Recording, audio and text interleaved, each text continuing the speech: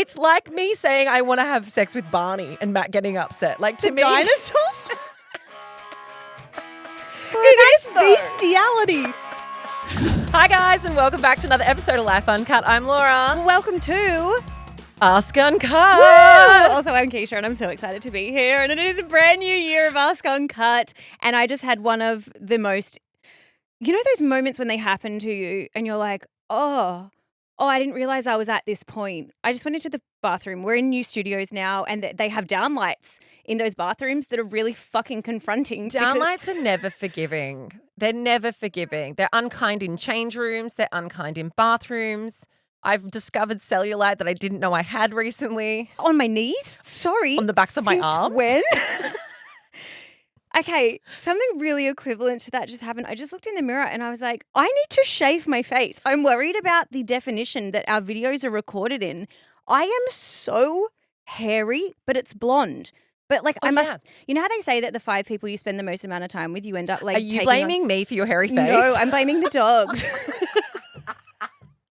I think I'm becoming a wolf. No, there's no shame. I'll say it here first. We like to destigmatize things. I shave my face on occasion. I have one of those. It's just they have like a lady razor. Makes it feel less confronting than using your leg razor on your face when you say you're a dermaplane or dermaplane. I've got one. I've got an electric one and it's fantastic. I've only ever used it on little bits. I'm now at the point where I'm going to have to do like from the cheekbone down. All of that needs shaving. When did this happen? I think that maybe I'm not empathizing. No, sorry, I should say that again. I'm not sympathizing with this to the level of which you are shocked because I've been there for so long. Oh, just because you've seen it for so long. Now, I was like, Keeshia, finally you're realizing. I remember when it was like a big hit for a while that people were doing it because they were like, oh, it allows for your makeup application to go on really smoothly. And for me, it was more so just when my child was old enough to speak and she told me I had a hairy face. She could grab it. Thank you. Yeah. She wanted your attention. Poppy's just holding. when newborn babies like hold onto your hair, Poppy's just grabbing my beard. She's got a really strong grip. Anyway, Ask Uncut. This is where we answer your deepest, darkest dilemmas. We give our best and most enthusiastic, passionate advice that we're not technically qualified for, but we've lived some lives. No, we have lived some lives. And as we discovered on the episode, the Ask Uncut I did with Matt, where someone so gently asked, what are your qualifications? I'd like to reiterate none. We don't have any. 0. But we do our best. Britt's not here. We do have qualifications. They're just not relevant to what we do. Yeah, fine arts. If you have any questions about Van Gogh or art history, I'm here. But I don't think anyone does. Questions. Don't ask me. I've forgotten. It was 20 years ago. He's the one who cut off his ear, right? Van Gogh, I think actually it is. Fucking kill me. Okay, so Britt's not here. Britt is not here. She is currently on a plane coming back from Italy to join us because as we talked about on the last episode, she's back for a couple of months while we record this show that we're doing. And then she will be bon voyage once again. So in the interim, Keeshia, it's you and me, baby. But I do have something I wanted to bring up before we get into answering questions. It's from the Facebook. So we have a Facebook discussion group. If you're new to the podcast, go join. It's where all the juicy, interesting, good stuff goes down. Yeah, actually something happened in the Facebook group at the end of last year and I think a lot of people were like, oh, why did you change this? Just want to let you know, we didn't. It was an update from Facebook. You can now post with a nickname. So it's like kind of anonymous. We as admins can see who's posting it. But since the nicknames came in, things have gotten like super spicy. I know. This is more like the true definition of girl code. And I read this and I was like, this is what the Life Uncut discussion group is all about. Okay, I have a weird post for you all. If there is a girl in here with a boyfriend named Jason or Jackson who likes to play Warzone with the gamer tag W33D, he had his mic on and my fiance and I just heard your entire conversation where you confronted him about having nudes sent and how he cheats on everyone. Girl, the way that man gaslit you was absolutely insane. And he was actively playing Warzone at the same time. It was top tier entertainment. But seriously, if you were in here, you are not crazy. It is not in your head. And you deserve way better than this absolute idiot. Run and leave him to mess around with Ruby or whatever the fuck her name was.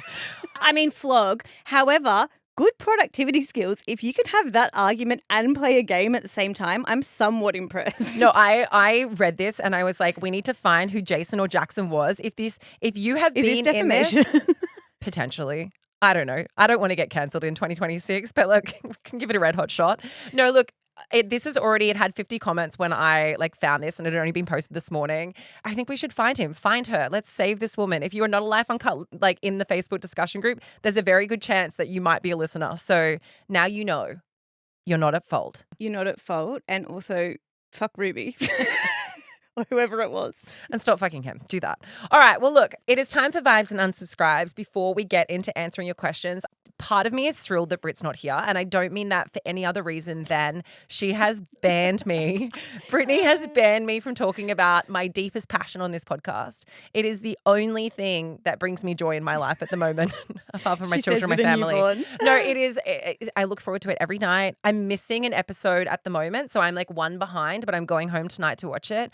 And that is the UK Traitors. If you have not watched the new season, it's so good and I'm so obsessed. And I do promise that I won't forever vibe the UK Traitors, but right now there's a new season. Last time it was Celebrity Traitors. This new one is just normal everyday plebs and it's great. Okay, I have a slight bone to pick with you. And I actually looked this up yesterday because you have been talking about UK Traitors every time I've spoken to you in the past 5 days. And so I thought that you would bring it up on the podcast. I vibed Traitors last February and you and Brit kind of poo-pooed me. You were like, not that great. The show came to Australia, it flopped, blah, blah, blah. I am really glad that you have changed tunes, but we also spoke about the fact that the one I vibed was the US one. Yes, I agree. And that's what I was going to bring up as my defense. I can't get into the US one. It's just really over the top and melodramatic. And it's very, very big personalities and it feels dramatized and dramatic. I think I just have a soft spot for English people. I like their humor. I like their banter. I like their understated, I just love it. I love everything about it. I love all the characters. The casting's amazing. And Claudia, who is the main host, I literally feel like this is Groundhog Day. It's just great. And in this season, there is obviously all the players are new challenges and whatnot, but there is a player who is in this season. Her name is Rachel. And I think she's brilliant. I just really love. Sorry, Fiona, best person that has ever been cast on reality TV ever, because of course, Laura, I am watching alongside you and I am up to the last episode. I've probably leapfrogged you now and I'm in front. But I've also realized what I think I like about the normie one versus a celebrity one. The normie one is more at stake because they're not rich. The celebrity one, they would probably all get paid more than what the lump sum of money at the end would be anyway. And it goes to charity in the celebrity one. Whereas the normie one, they're actually playing for the very real money. So there's higher stakes. Yeah, they had this interesting episode just recently where they sat around a table and they're having a dinner and they talked about what they will spend their money on. And it was almost like they intentionally found every single person who has some trauma.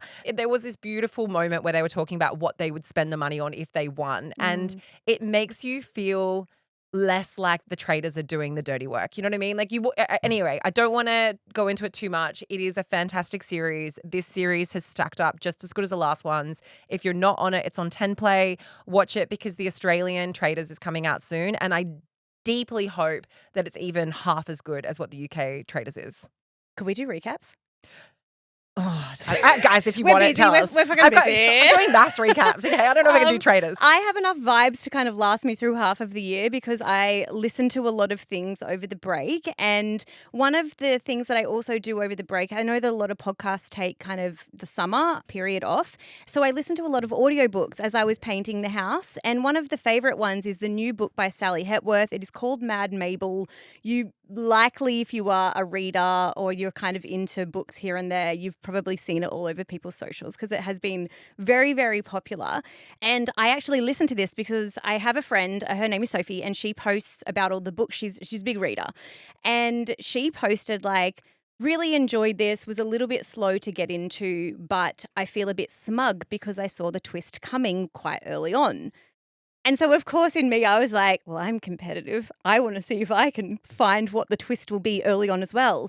Anyway, I think I was, because I listen, it comes up with the percentage of the book that you're through. And I was 26% through when I sent her a text. And I screenshot it and I sent it to her and I was like, I think this is what the twist could be. And I ended up being right, which just made me love the book even more. So I have a question though. Does that make you love the book more, or does it mean that actually the twist is not that hard to figure out and now it's going to ruin it for everyone because they get to 26% and they're like, well, I figured the book out. I don't know if I would have picked up on it had I not have known that there was a twist coming, which kind of actually made it a little bit more fun. Anyway, so the book is about a woman named Mad Mabel, or Elsie Mabel Fitzpatrick. She's 81 years old, and this is the first sentence of the blurb. There are two kinds of people no one ever expects to be murderers: little girls and old ladies. Meet Mad Mabel. So it's a murder mystery style of book. It's about Mabel's history, and it flashes between the past and the present and situations where people end up dying around her. And you kind of are left wondering, like, what happened here and did she do it? And it's a fantastic book. I also felt similar to my friend Sophie, where the first third, but I also am starting to actually think this is a problem with me with books, because our attention spans are getting so cooked that I'm finding myself being like, okay, come on, I get it. I just want to be in it. And I'm actually realizing that that's not. It's TikTok. That's fucking TikTok. I've been ruined. Like, if I don't get it in the first minute 30, it's really bad. I think I need to start, reading more fiction and kind of having that delayed gratification in terms of content and stories. But yeah, I loved this. Mad Mabel by Sally Hepworth. She's an Australian author. She's very popular, and I think that it would be great to add to your reading list. Let's get into the questions. We actually have some great questions this week, and we are overshooting our load because I think we have 5 of them, but let's see how we go. Okay, question number 1. I have been with my boyfriend for 10 years and we essentially do not have sex, but he constantly guilts me about it. For context, I am a sex worker and he spent many years seeing sex workers before we met. We have always had an open relationship and I'm okay with not having sex together, given the rest of our relationship is amazing. The issue is I don't enjoy having sex with him. There is no seduction, no initiation, and it often feels rushed, painful, and disconnected. I've tried explaining that effort and communication matter, but he becomes defensive and turns it into, but you sleep with your clients, but not with me. Even my clients put more care into my experience than he does. I don't tell him this, though. We avoid talking about it because he gets immature and he blames me. How do I handle the guilt and resentment, and is this something that can actually be fixed, or am I ignoring a bigger problem? Oh, I really don't like that guilt that he's put on you of, but you sleep with your clients and not with me. That feels really awful and uncomfortable for me to read. I think, when you said that even my clients put more care into my experience than he does, but I don't tell him this. I guess the only question I have for you is, like, could you tell him that? Could you tell him that you feel as though it is a very transactional experience with him where there isn't much, I don't know what the foreplay is or what kind of the connection is beforehand. You said that it feels rushed, painful, and disconnected. And I wonder if maybe that's because he did have such a long experience sleeping with sex workers beforehand that to him, maybe that's what he thinks the actual interaction is. Maybe it is quite transactional in his mind, and maybe he doesn't understand that it should be quite a different experience with you being his partner. Yeah, I also think, you're keeping this information from him to protect his feelings, because obviously ego. He's defensive and everything else. But you're never going to get to the place that you want to be by trying to protect his ego in this situation and dancing around it. And exactly what you said, Keesh. That was the biggest thing that sprung when you wrote in brackets, I don't tell him this. I was like, why? Tell him. You need to tell him that you feel as though your clients put more effort into the intimacy part of sex than what your own partner does. And that's what's affecting your want and desire to have sex with him. And I guess the thing is him turning it around, and it is such an interesting one. We have loads of questions that come in around sex and different mismatched libidos and not having sex in the, the same, I guess, in the way in which you want it to play out with your partner. But the reason why this is interesting is because you are having sex. You just don't want to have it with your partner because he is not able or willing to do it in a way that feels right for you. And then his response to that is to throw what you do for work back into the mix. And I guess, firstly, there is an acceptance, obviously, from him that he, you're both on the same page. He understands you're a sex worker. There isn't any shame or guilt or anything that's attached to that, which there shouldn't be.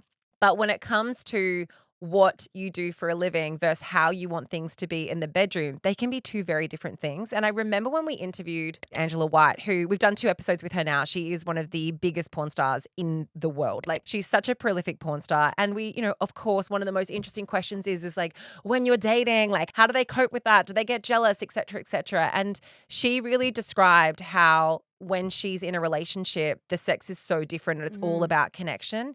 Whereas when she's on a film set, it's all about the dramatization of sex. She's like, there's still a connection there, but it's a show, It's performance. Of course it is. And so I think it's kind of the same thing that's happening here. But I would go so far as to say that if this is how you feel, if you're having rushed, painful, and disconnected sex, you have to tell him. Like, you owe it to yourself to tell him. And if he doesn't accept that or continues to gaslight you or does take the stance of like, but you have sex with your clients and not me, I think that's a really immature response. And it doesn't seem as though he is willing to fix the problem that he is also contributing to creating. I also just don't think there's any emotion that will dry you up and make you not want to have sex anymore than guilt and resent. Yeah. Do you know what I mean? Like, if you're badgered or you feel pressured into having sex with your partner or guilted into it, like, you're not going to come. Like, it's also like, you're just going to be like, oh, I don't want to be here. I'm doing this because I kind of feel as though I have to. yeah, like out of obligation. Yeah. But this is something we've spoken about in the past. Like, not only is it one of those things where it's like, oh, you should never be badgered into. Of course you shouldn't be badgered into. Like, it's deeply wrong of your partner to badger you into or to guilt you into having sex. Like, there's so much loaded into that is just so deeply problematic. And the fact that he doesn't care that he's doing it, or the fact that he's not prioritizing how you feel in that, I think is just like, it's him devaluing you in a lot of ways. And it is him treating sex as though it's transactional.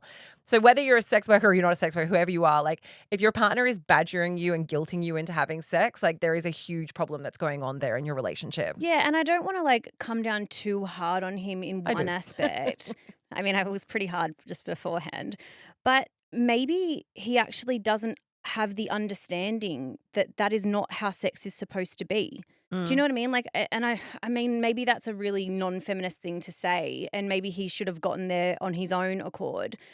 But I think for a lot of men, particularly if their only experiences previous to being in a relationship have been with sex workers or been through porn or that kind of thing, maybe he doesn't actually understand how important connection is during sex. And if he hasn't experienced that, it's one of those things where I'm like, you can't want what you don't know is out there.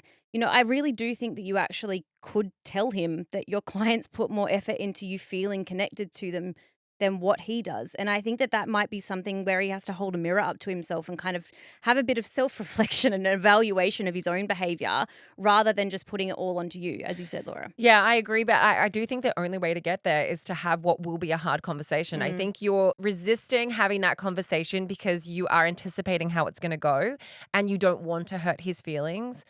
But I think there has to be... But your vagina is hurting.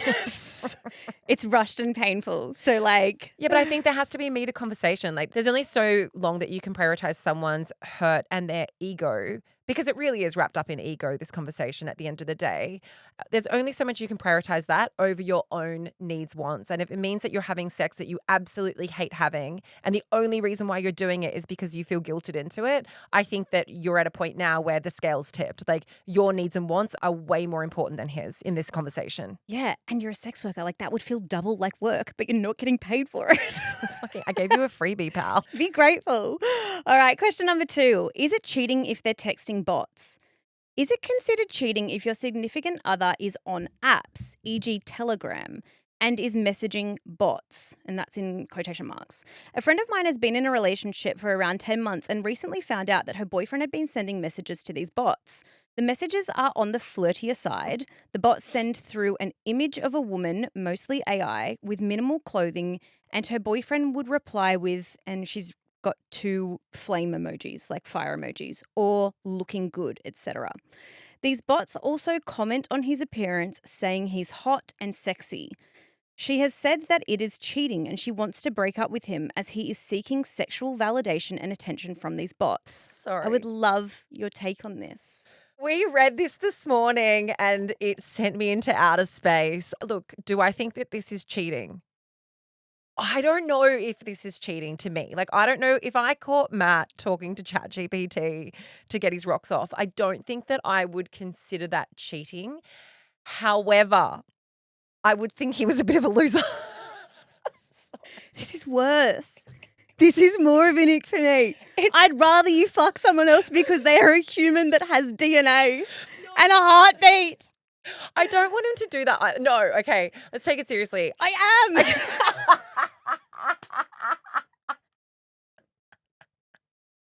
We all need to go and touch grass.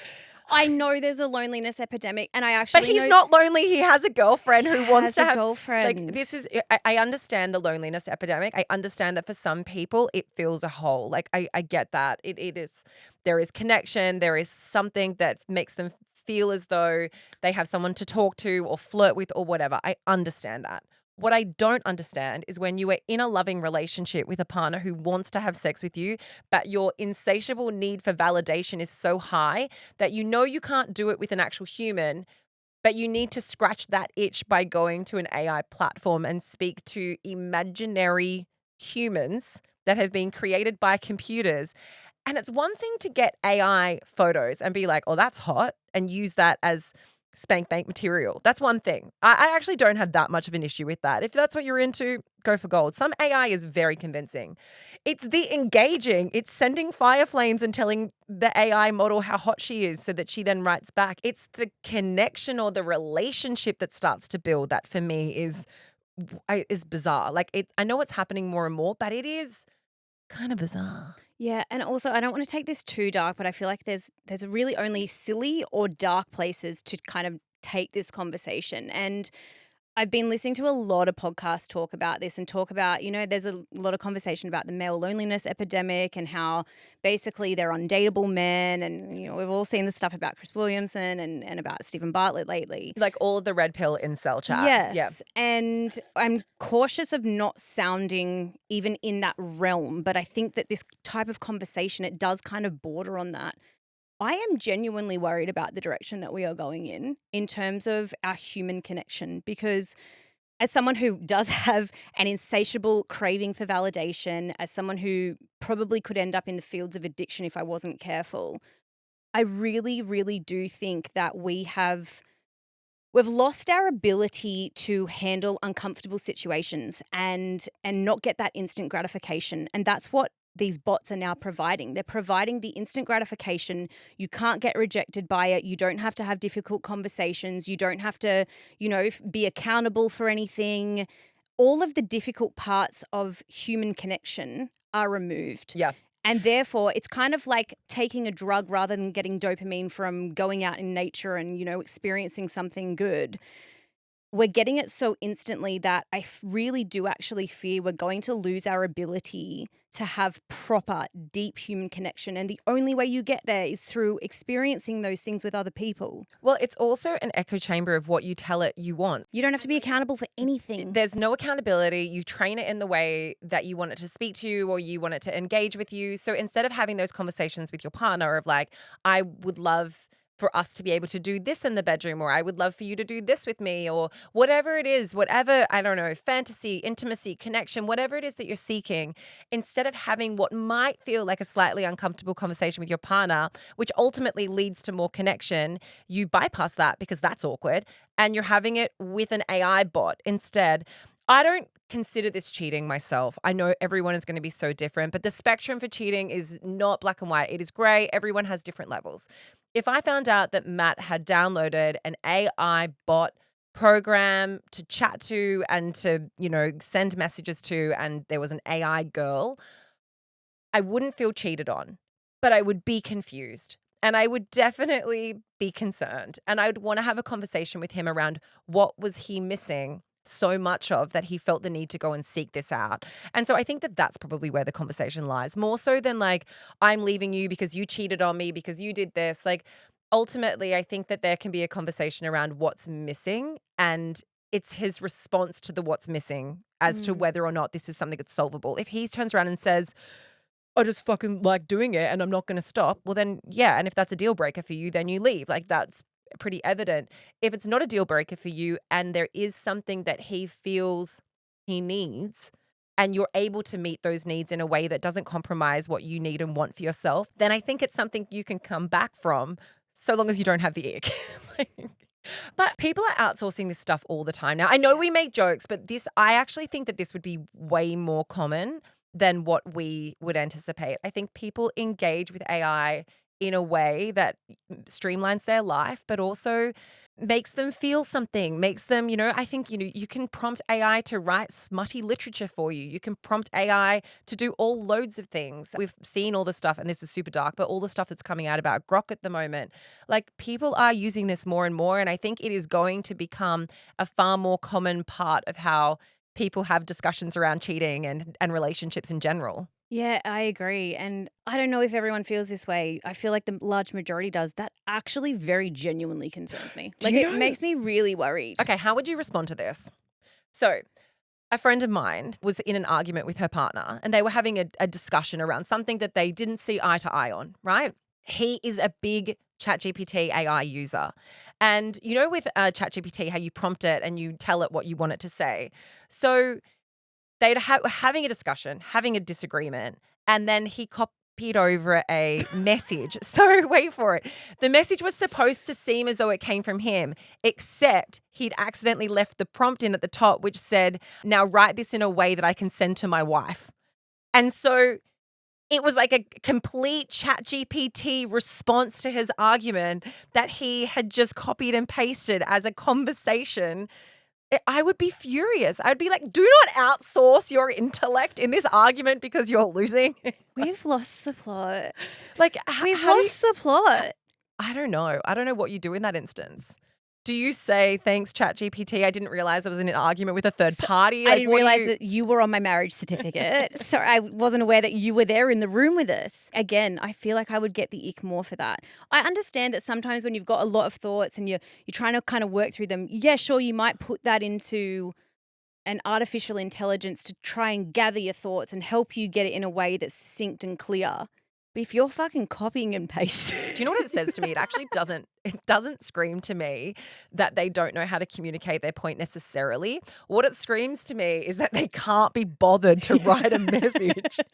Like, they're like, I prioritize efficiency so much. Yeah. This is not productive. This is beneath me. I can't be bothered to have this argument. ChatGPT just tells me that I'm sexy and hot. Fire flames. Fire flame. All right, next question. I am currently on parental leave. Twice this week, I have made plans to meet different friends for walks and coffees with their babies. And when I arrived, sorry, they're not just walking with their babies. Can I just clarify that? They're going for a walk with their girlfriend, and their girlfriend's bringing their babies, who are also on parental leave. Thank you for that. Sorry, I just said I'm organized to make. You know what? I hope that we were recording today. I said to Laura before we actually got on the episode, I think your computer's on loud. She went, thanks, Captain Obvious. Thanks, Captain Obvious. They're not just walking their babies. Well, listen to this. Twice this week, I have made plans to meet different friends for walk and coffees with their babies. Why are you meeting their baby? All right, I'm gonna read this from the top for anyone who wanted that to be put concisely. I am currently on parental leave. Twice this week, I have made plans to meet different friends for walks and coffees with my friends and their babies. And when I arrived, their partners were also there as they are on paternity leave too. I really love their partners and it's great to spend time with them, but I just find it so strange that in both cases, neither of them gave me a heads up. Isn't this just good manners to give someone a heads up if someone else is joining? But since it happened twice with two different people, I'm thinking that maybe I'm the one that's overreacting in this instance. No, I think that it's so normal to give the heads up. No, I think it's fine. I think she's overreacting. I would show up with Matt. Sorry, if I had planned to go for a walk with you and Poppy and I had a baby and all of a sudden Matt was there, I really like Matt. I love spending time with him, but it would be weird to me that you didn't tell me that he was going to be just because, like, maybe there was something I wanted to talk to you about that felt a bit more girl or like felt a bit more like close relationship that I didn't necessarily want to talk about with Matt.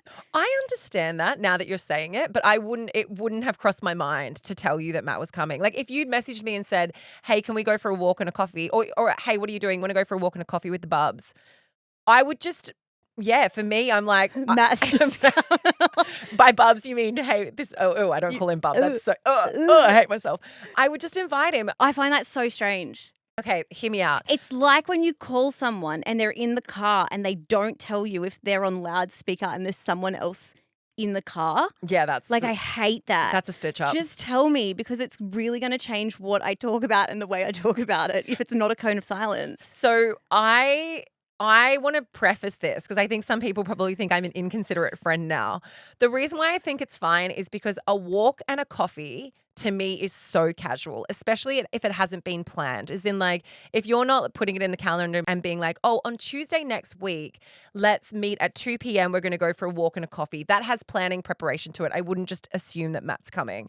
But if it was a casual, hey, want to go for a walk and get a coffee, and we're doing that in like an hour and a half, and we're with our babies, I am postpartum. The parental support of my partner is kind of nice, especially if we're all mates. If you guys are not mates, then I'm not just going to invite Matt to come. But in an instance where it's like you and me, Keish, yeah, I'd be like, Matt, come. You're just as much a friend of Keishia as I am. Like, whatever, I don't care. Hold her baby. I don't so much have a problem with them asking their partners to come. I have a problem with them not giving the heads up. I do think it's a bit strange. If this happened to me twice in a week, I would be equally as weirded out, if not more weirded out than what you are. I would be like, have I missed something? Is this now? Are they the type of couple that are like, we complete each other. We are one. We are one. We do everything together. I think that we have just cracked the code on this. I think what this is screaming is that some friends are in codependent relationships and others are not. You are not, and I am. Yeah. I am. Yeah. I like my husband to be there in like the most casual of ways. Like, I can do things without him, but if he's around. How do you feel if I asked Matt to go for a walk and a coffee and didn't invite you? If you asked Matt to go for a walk and a coffee and bring the baby and and he didn't tell me he was bringing you, and then I get invited, I wouldn't be offended. I would think you were weird. Yeah. I would be like, Keish, that was a weird shout. But it is a weird shout. It's also a weird shout not to tell your friend that your partner's coming. But I think there's levels to this before we wrap this. I think if it was a lunch, different. If it was a dinner, different. How do you think she takes it from here? A walk is casual. I think the casualness makes it okay. But do you think that the next time they're planning on catching up, if it were me, I would be like, hey, just checking, is it just you? Or you're bringing that ball and chain of yours. Okay, this next one, look, truth be told, I actually didn't want to do this question. I think it's really immature and I think it's stupid, and Laura I think it's so funny. I think it is so funny. Okay, bear with me. I love my boyfriend of 4 years. He's caring, kind, and makes me feel so safe. Recently, as you would have heard, Harry Styles is releasing new music. I was very excited about this as a long-time One Direction and Harry fan, and suggested to my boyfriend that we try to get tickets to his upcoming tour. He immediately got upset and said that he would never go to a Harry Styles concert with me again. Sorry. We went a couple of years ago when Harry was last touring, and apparently he was uncomfortable with how excited I got during the concert, and from a joke I made about Harry being my hall pass and saying how much I love him. I don't think I've done anything wrong, but he feels like I was seriously inferring that I want to cheat on him. I think it's quite common to joke about celebrity crushes, and I would have no issue with him saying the same about Dua Lipa, for example. Also very attractive. I don't even remember this conversation because I don't think it was anything serious. I told him that I must have been making a joke about my celebrity hall pass and that obviously I don't actually wish to cheat on him with Harry Styles. It really bothers me that this has bothered him for years and he has never once brought it up with me until now. It's also hurtful to me that he actually believes that I would cheat on him, even if I was given the chance. We're now... It's so funny. We are now not talking, and I think the whole argument is completely ridiculous. Help. What should I do? I just want to validate you that it is the most ridiculous argument. I feel like this is one of those ones that you're going to look back on if you maintain a relationship with this man. And you're going to be like, remember that time that we didn't speak to each other for a week because you were so mad that I said my hall pass was Harry Styles. Years ago. A fictitious man. When I say fictitious, he is basically fictitious. He's such a celebrity. He's so far removed from any of our lives. He's basically an AI bot at this point. It's like me saying I want to have sex with Barney and Matt getting upset. Like, to me. Dinosaur? It is though. bestiality. That's upset for a very different reason, and I think that that's valid upset. Like, I want to fuck Peter Pan and Matt not talking to me for a week. Like, it's Harry Styles, for fuck's sake. Remember when there was that trend about like cartoon characters that we would? I think I What said was that Barney. trend I think I have a fetish for Barney. Is it the purple? What is it about Barney that does it for It's you? the size. It's the scale. He's so friendly and also soft. He would Scale, not a pun. Yeah, look, is this ridiculous? Yes. Is this possibly the silliest Ask Uncut question we've ever had? Possibly. But do I think that it is wild, the level of insecurity that your partner is showing? And of course, you can be sensitive to his needs. If he feels like he's being disrespected, you can have a conversation around it. But I do think that there is a line in terms of how extreme he has taken this and to the level of which he's offended. I would love to know what you actually said. If you said, "Oh my God, Harry Styles is my hall pass," Well, she can't remember because it was years ago. yes, or if you were like, "Do you know what? If I got the opportunity to have sex with Harry Styles, I would, and I would cheat on you." Like, And what you should. do you know? Like. It's Harry fucking Styles. Okay, how do you feel about a hall pass? Do you think that there would be anyone that Toblerone could have sex with and you'd be like, I'm not happy about it, but fair? Yeah, for me, it would be probably more confusing because he is obsessed with Arsenal, and I feel like he's actually obsessed with both the men's and the women's team. But I feel as though his hall passes would probably be of a gender that I didn't expect. There's a lot to unpack with Really this one. loves them. Yes, there would be celebrities, but I have a kind of, I don't know, I have a bit of a different take on fidelity than what a lot of other people seem to. You know, like sex is not as precious to me as what I think it is to other people. And if there was a celebrity that he really wanted to sleep with and he was given the opportunity, it wouldn't be 100% a no from me. Do you know who? Okay, no, look, I wouldn't be happy about it. I would be very annoyed about it. Like if I found out Matt had gone and had sex with his hall pass, I'd be like, a few conversations probably should have happened. Yeah. I Oh, wouldn't- definitely if you found out after the fact. I wouldn't leave him if he did, but it couldn't be like, there couldn't be any like texting afterwards. But do you know what? I love that you Do you think wanna there know? could be. Then again, I mean, look at Lily Allen's Oh, situation. so funny. What happened there? I don't know. You were on maternity leave. Lily Allen really. You missed this whole thing? Oh, Lily Allen's husband Yes, cheating on her. Yes, yes. I saw that. Sorry. Who I've forgotten the name of, and he's actually more famous than her from Stranger Things. Yeah. David something. Anyway, He's not irrelevant. important. He's a cheat. My point being, hilarious that you think that the celebrity would text Matt afterwards. I mean, Matt's great. But to them, he's probably just another Matt. The thing is, the funnier part about Matt's celebrity hall pass, and that he's joked about in the past, it's Sandra Sully. So Sandra, That's within arm's reach. that's the problem. That's the problem. So like Sandra Sully is within arm's reach. No offense, Sandra. Sorry. No, I meant literal arm's reach. She's in Australia. She's an Australian celebrity. Like, if it was someone like Angelina Jolie, for example, I'd be like, that's slightly less intimidating to me because she's physically not here.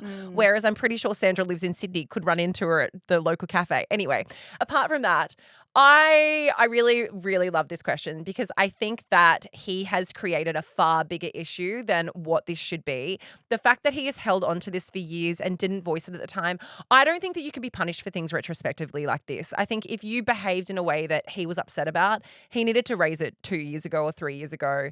He obviously didn't. Maybe at the time you were early dating and he didn't know how you'd react, so he pushed it all down.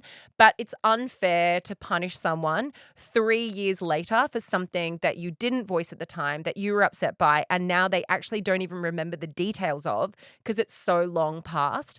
I think that the only fair thing for him to say is that I don't want to come to that concert with you because it's not my thing. If he stops you from going to this concert, if he makes it challenging for you, if he guilts you, if he shames you, whatever that is, and doesn't let you go, then I think that there is a far bigger issue there. And to me, it just screams insecurity. It screams that he is very, very insecure. Also, props to you. He thinks that you potentially have a chance with Harry Styles. Yeah. But it screams that he has a sense of insecurity there. And maybe it's about a bigger thing. Maybe he does actually think that if you had the opportunity, you would cheat on him. Maybe he doesn't feel as secure as what you are in the relationship. And so there could be a conversation to have there. But the fact that he's had this little tanny and now is not speaking to you screams wildly immature to me. The oppositional defiance in me would be getting like a VIP meet and greet ticket. 100%. I would make it as possible as close to a possibility as it's ever going to be. Really test him. Poke the bear. Okay, one last question. Laura, this is probably more for you than it is for me. Is it selfish to not share my babysitter's deets to my friends? I'm in a big circle of expat friends, all with kids and all with no family around, aka family who would also double up as babysitters on occasion. My partner and I have recently started to organise some nights out again now that the kids are a little older, they're 4 and 2. Like I said, we've got no immediate family here and only one lady in our daycare office babysitting, which my friend already uses, and we tend to do things together within our expat circle. Anyway, I found a lovely girl offering babysitting on Facebook. I organised a meetup to do a vibe check, checked her credentials, and we had some mutual friends from home, which I contacted, and she checked out. She is great and my kids love her. She has babysat for us twice in the last 5 months, and it's such a relief to know that we have someone that we can rely on. Which leads me to my question. A friend has asked for my babysitter's details. Am I the a-hole for not wanting to share them? It's so relatable. Oh, okay. I think the fact that you've only used her twice in 5 months means in this instance, you probably shouldn't gatekeep. Like I understand this. I deeply understand this. When you find a good babysitter, my God, do you not want to give it to anyone else? Because God forbid that like that day they are booked when you need them and want them. Well, especially if they are doing things together. Yeah. If it's within your friendship group, it's likely that you want a babysitter for something that you're both going to. Yeah, but then I think in those instances, you literally lay it out and you say, I will give you this. I will give you Sarah's number. She's amazing. I love her. But if we're doing something together, you cannot steal her because I don't have any other help. And I think you can say that, especially if it's a good friend and you are within this expat group. Like we have a couple of really, really close babysitters who like we just adore and love. One of them we had gotten from a friend, and we were the assholes. We stole her. We kept her, okay? But that's because we could give her more shifts and she needed stability. Oh, you played And I that was like, card. I can give you the stability you need, God damn it. You provided financial security. You Yep. gypped them. I did. You I did. leapfrogged your friends. They were treating her like Left a them like dust. They were treating her casually. They only had her once every so often. You committed. She couldn't pay her bills because she needed more. And I said, I'll be there. I'll be that more. They were the no labels type person, and Laura was like, I'll give you the label. I'll give you the label. I will commit to you. I will commit. No, look, I understand. And it is so hard to find people that you trust with your kids, people who you feel confident to be able to go out and actually have a nice time and not worry the entire time who is looking after your children. We have been through some absolute doozies when it comes to babysitting. When we were vetting people a couple of years ago, Matt has told this story on his podcast, so I think it's okay to share now. We trialed someone who lied about being able to drive a car, and they ran over a pedestrian. They ran over a pedestrian with us in the car. I thought they nearly hit them. No, they hit them. They went over the bonnet. Fuck off. It wasn't our fault, though, okay? It wasn't our fault. It was her fault. It's not funny. Also the person was completely fine. Okay. They were completely fine. They got up and they ran away. Like a kangaroo? Like if you accidentally hit a kangaroo in a country street. No, okay, I'll explain to you what actually happened. So, God, I don't know if we have time for this story. Oh, I'm so far in now. I don't know what to do. Time. Okay, so we were trialing a babysitter and she came with all the credentials. It was all vetted. Yes, amazing. One of the jobs that we needed was help dropping the kids off at daycare 1 day a week, right? So we couldn't, it clashed with recording times and Matt at work. So 1 day a week, she needed to drive the kids to daycare. Part of the prerequisite is that they had to have an Australian driving license. And she was like, yep, I've got my Australian driving license. No problem. I've been driving for the past 6 years. So on the very first day that she came and she was doing a shift with us, we were like, hey, I wasn't here. I was actually overseas. I was in India at the time. And Matt was like, I'm going to go with you whilst you drive the car and I'll show you the way. And I just want to see how you drive and make sure. And also the kids were little. So we really wanted to vet them very thoroughly. And Matt gets in the car and she gets in the driving seat. And firstly, she fangs out of the driveway like, vroom. And Matt was like, whoa. And she said, oh, sorry, your accelerator's really touchy. And he was like, it's really not, but okay. Anyway, they're then driving down the street. If you were used to driving an older car or not power steering or sure. At the end of our street is a stop sign. Flies through the stop sign. Matt was like, oh my God, just letting you know that was a stop sign. She was like, oh my God, I'm so sorry. I missed it. Still thinking about the touchy clutch. Your brake's also super touchy, and so I just didn't touch it. So your brake is not touchy enough. So where we live, like we lived at the time, you had to drive around. If anyone's familiar with Bondi, Tamarama, Bronte, this story will make a lot of sense to you. If you're not, just kind of, I'll try and describe it. Along the headland, there is this like windy road that goes between Tamarama and Bronte. It's like a little ocean drive, right? And there is a footpath that runs very closely alongside of the road. There's nothing but road and footpath, right? So a lot of people, there's a lot of joggers that use that footpath. There's a lot of people walking on it. And she was driving along that side of the road, but she was hugging the gutter really close. She was super close to the gutter. And Matt was in the car thinking, oh my God, she's so close to the gutter. She's going to scrape the wheels of the car. And he was like, I don't want to say anything to her again. I've already corrected her. Anyway, as she's driving, hugging the gutter, a runner decides to overtake someone. And instead of overtaking them on the footpath side, he runs down into the gutter and he runs to overtake someone like on the footpath. And she just collected him because she didn't realize that he had run down into the gutter. And so lucky he was running in the direction of the car. He just went bloop, bloop, bloop, apparently. And everyone's screaming. The kids are screaming. Matt's screaming. The kids were in the car. Kids were in the car. The kids were like, Daddy, why did she run over that man? Anyway, he got up and he dusted himself off and he was completely fine. Matt's hyperventilating on the side of the road. The poor girl is bawling her eyes out. And he was like, I'm so sorry. I shouldn't have run onto the road. It was my fault. Don't call the police. And Matt was like, yeah, we won't call the police. And then he ran away and he was okay. But anyway, we didn't hire her. Surprise. So I understand why you don't want to share your babysitter, okay? I Do understand. you reckon she got back to the house and had any confusion as to whether she got the job? It turns out she'd not driven in Australia and she lied.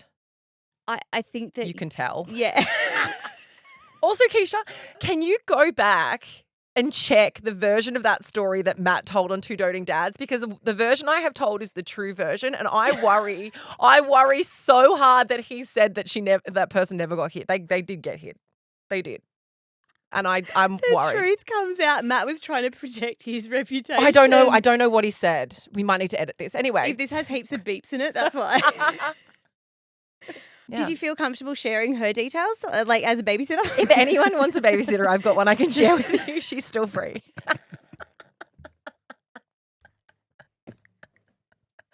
Anyway, I just want to say I understand. I understand why you don't want to share it. I understand why you want to I have gatekeep. tears. Actually, that has tickled me in ways that it shouldn't have. That's so fucking funny, but not funny, but so funny. Yeah, but it's not funny. It's not funny. We can laugh about it. It's one of those situations where we can laugh about it now. It was 2 years ago, so we've all moved on. But at the time, I remember it happening. So I was in India. Matt called me, and I was like, "Oh my God, how is so and so?" And he was like, "Not good." And I was like, "What do you mean?" I was like, "She's so nice. The kids are gonna love her." And he's like, "She ran over a guy." I was like, "Oh, that's not good." It's a hiccup. Yeah. Anyway, I hope he's doing well now. I hope she got some driving lessons. Hope she's applied for an Australian Did we license. even answer that question? I don't know. Look, I mean, obviously I don't have a babysitter. I've got a dog sitter.